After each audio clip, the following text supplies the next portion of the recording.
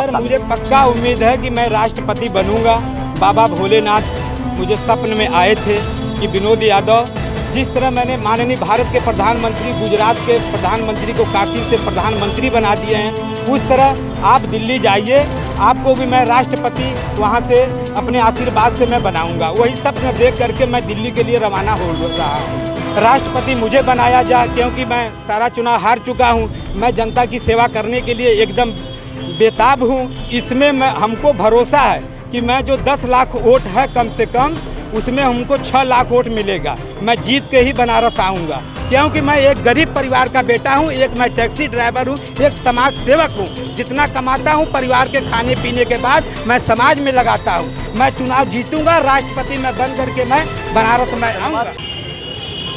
राष्ट्रपति उम्मीदवार को लेके चंदौली से एक सज्जन आए हुए हैं जो कि अब दिल्ली के लिए रवाना हो रहे हैं और लहुरा ब्रिज क्षेत्र में हैं और उम्मीदवार हैं राष्ट्रपति चुनाव को लेके। हम बातचीत करने के लिए इनसे तैयार हो चुके हैं। आप सब देख सकते हैं यहाँ भोलेनाथ का जो ये एक छत्र छाया दिखाया जा रहा है और कहीं ना कहीं बगल में ये उम्मीदवार हैं। क्या कुछ नाम होगा आपका? मेरा नाम, पहले तो सर मैं सभी समस्त देशवासियों को और अपने प्रिय भाई प्रेस, न्यूज़, टीवी चैनल, प्रशासन को मैं अपने तरफ से हार्दिक अभिनंदन और स्वागत करता हूं। मेरा नाम है विनोद कुमार यादव, पुत्र जयश्री यादव, ग्राम कलानी, थाना इलियां, जिला चंदौली, पूर्व गृह मंत्री, वर्तमान रक्षा मंत्री राजनाथ सिंह के गांव के बगल में मेरा गांव है। क्या कुछ आपकी चीज़ें हैं? कहीं ना कहीं आप उम्मीदवार हैं राष्ट्रपति चुनाव को लेकर, आप दिल्ली के लिए रवाना हो रहे हैं। क्या उम्मीदें हैं जिसको लेकर आप दिल्ली जा रहे हो राष्ट्रपति चुनाव के उम्मीदवार में? सर मुझे पक्का उम्मीद है कि मैं राष्ट्रपति बनूंगा। बाबा भोलेनाथ मुझे सपने में आए थे कि विनोद यादव, जिस तरह मैंने माननीय भारत के प्रधानमंत्री, गुजरात के प्रधानमंत्री को काशी से प्रधानमंत्री बना दिए हैं, उस तरह आप दिल्ली जाइए, आपको भी मैं राष्ट्रपति वहां से अपने आशीर्वाद से मैं बनाऊंगा। वही सपना देख करके मैं दिल्ली के लिए रवाना हो रहा हूं। ऑलरेडी 2 प्रत्याशी जो हैं वो आ चुके हैं और भारतीय जनता पार्टी ने भी अपने प्रत्याशी को उतार दिया है। आप निर्दलीय जा रहे हैं लड़ने, क्या कुछ चुनौतियाँ होंगी आपको? सर वो लोग से मैं भरोसा करता हूं, वो लोग से मैं विनती करूंगा, माननीय प्रधानमंत्री जी से मैं विनती करूंगा कि देखिए मैं 9 चुनाव हार चुका हूं, ये 10वें में कम से कम हमको जीत हासिल कराइए। मैं सारे लोगों से विनती करूंगा कि राष्ट्रपति मुझे बनाया जाए, क्योंकि मैं सारा चुनाव हार चुका हूं। मैं जनता की सेवा करने के लिए एकदम बेताब हूं और जनता का सेवा कुछ नहीं हो पा रहा है। आप लोग ऐसे कैंडिडेट को चुनते हैं कि वो गद्दी छोड़ करके कहीं इधर वो जनता के बारे में जाते नहीं हैं। मैं एक टैक्सी ड्राइवर भी हूं, मैं देश के बारे में सारा कुछ जानता हूं, मैं समाज सेवा करने के एकदम इच्छुक हूं। अच्छा, कितने चुनाव आपने अभी तक लड़ा होगा और क्या कुछ? मैं माननीय भारत के प्रधानमंत्री लोकप्रिय, उनके साथ में मैं लोकसभा का भी चुनाव लड़ा हूँ और माननीय बनारस के प्रभार मंत्री रविंद्रनाथ जायसवाल जी के शहर उत्तरी से, उनके साथ भी मैं एमएलए का चुनाव लड़ा हूं। चंदौली जिला के माननीय लोकप्रिय जिला अध्यक्ष छत्रबली जी के साथ में भी मैं जिला पंचायत का चुनाव लड़ा हूं। ब्लॉक प्रमुखी का भी मैं चुनाव लड़ा हूं विद्यापीठ से, और सभी सम्मानित ग्रामवासियों के साथ में भी मैं ग्राम प्रधान का मैं चुनाव लड़ा हूं। इस समय मैं चुनाव दिल्ली का प्रेसिडेंट का चुनाव मैं लड़ने के लिए, राष्ट्रपति का चुनाव मैं चढ़ाई कर रहा हूं। इतना चुनाव हारने के बाद भी आपकी उम्मीद नहीं टूटी और आप राष्ट्रपति, जो कि बहुत बड़ा चुनाव है, इसमें हमको भरोसा है कि मैं जो 10 लाख वोट है कम से कम, उसमें हमको 6 लाख वोट मिलेगा। मैं जीत के ही बनारस आऊँगा। उन लोगों से मैं विनती करूँगा और द्रौपदी मुर्मू जो हैं और जसवंत सिन्हा है, मैं उनका पाँव छूँगा कि आप लोग किनारे हो जाइए, मुझे यहाँ का राष्ट्रपति बनने दीजिए, क्योंकि मैं समाज सेवा करने के लिए एकदम बेताब हूँ। मोदी जी का संसदीय क्षेत्र है और जस्ट पड़ोसी गाँव में आप निवासी भी हैं। क्या लगता है बहुत ही ज़्यादा चुनौतियों का सामना करना पड़ेगा राष्ट्रपति चुनाव को लेकर? महिला उम्मीदवार उतारा है उन्होंने। सर करना पड़ेगा तो करेंगे, नहीं करना पड़ेगा तो फिर वापस आएंगे।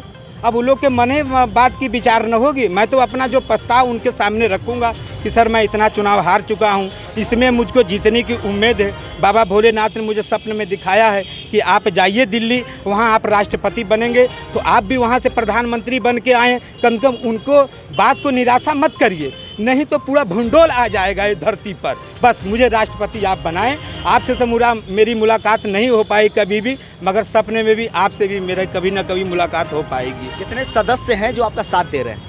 सर इसमें 28-29 राज्य में 543 जो एमपी हैं, जैसे मान लीजिए उत्तर प्रदेश में 80 एमपी हैं, बिहार में 40 एमपी हैं, पश्चिम बंगाल में 42 एमपी हैं, छत्तीसगढ़ में 11 MP हैं, गोवा में 2 MP हैं, महाराष्ट्र में 48 MP हैं, कर्नाटक में 28 MP हैं, मध्य प्रदेश में 29 MP हैं, पंजाब में 13 MP है, उत्तराखंड में ज़्यादा सहयोग किस जगह से सारे मिला? लोगों से मेरी बात हो चुकी है। उत्तर प्रदेश के निवासी है, यहाँ से कितना सपोर्ट मिला? इसमें कम से कम 60 MP और कम से कम जो 403 MLA हैं उन लोग से कम 300 लोगों से मेरी बात विचार हो गई है। 80 लोगों MPओं से मेरी भी बात विचार हो गई है। आप भोलेनाथ की छायाकृति को लेके आप चल रहे हैं, क्या कुछ संदेश देने का कार्य करेंगे?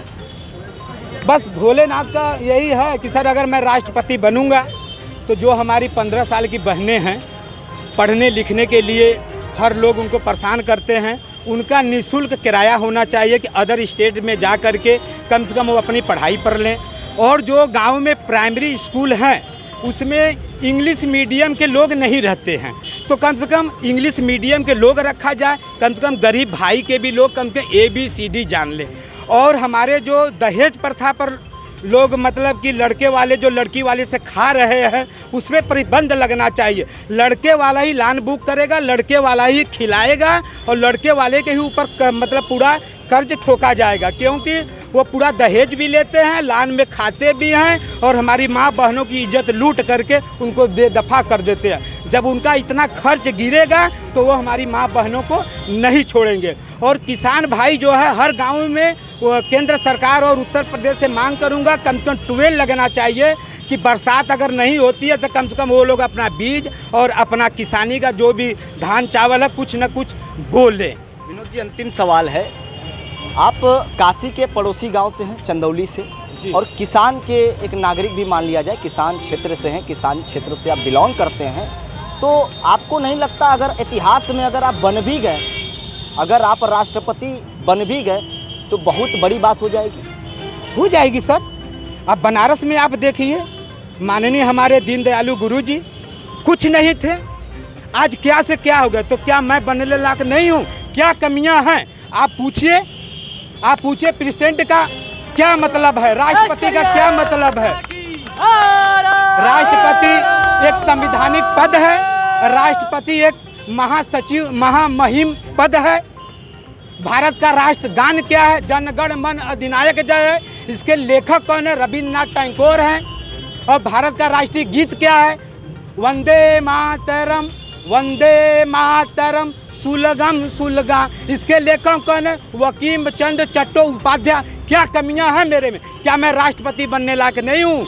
क्या सवाल आप कर सकते हैं? आप पूछिए, मैं देने के लिए तैयार हूँ देश के बारे, क्योंकि मैं एक गरीब परिवार का बेटा हूँ, एक मैं टैक्सी ड्राइवर हूँ, एक समाज सेवक हूँ। जितना कमाता हूँ परिवार के खाने पीने के बाद मैं समाज में लगाता हूँ। मैं चुनाव जीतूंगा, राष्ट्रपति मैं बन करके मैं बनारस में आऊँगा। सुन रहे थे, विनोद यादव जी हैं, उम्मीदवार हैं राष्ट्रपति चुनाव को लेके, और कहीं ना कहीं काशी के दौरे से ये निकल रहे हैं, दिल्ली के लिए रवाना हो रहे हैं। क्या कुछ उम्मीदें हैं वो इन्होंने अपनी जग जाहिर किया है। कहीं ना कहीं किसान के बेटे हैं और ऑटो चालक भी हैं, उन्होंने बताया काफ़ी ज़्यादा परिश्रम करने के बाद अब जब ये दिल्ली जाएंगे, निर्दलीय चुनाव लड़ रहे हैं, क्या कुछ होगा ये देखना बहुत ही ज़्यादा महत्वपूर्ण होगा। वाराणसी से Deepak Chaubey, bureau report, R voice news.